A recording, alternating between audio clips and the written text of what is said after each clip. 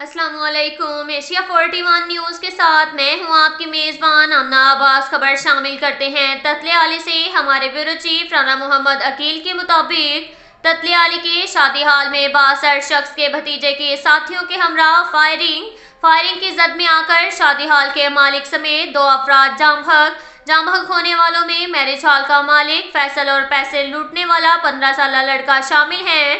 پیسے لوٹنے والے 15 سالہ لڑکے کی نعش کی شناخت نہیں ہو سکی۔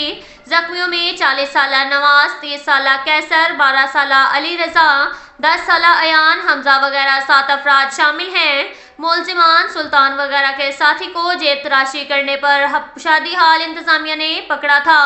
ملزم سلطان بااثر شخص وارث بھیدے والے کا بھتیجا بتایا جا رہا ہے۔ فائرنگ کے تبادلے میں ملزم سلطان بھی شدید زخمی ہوا۔ نعشوں اور زخمیوں کو THQ ہسپتال نوشہر ورکا منتقل کر دیا گیا۔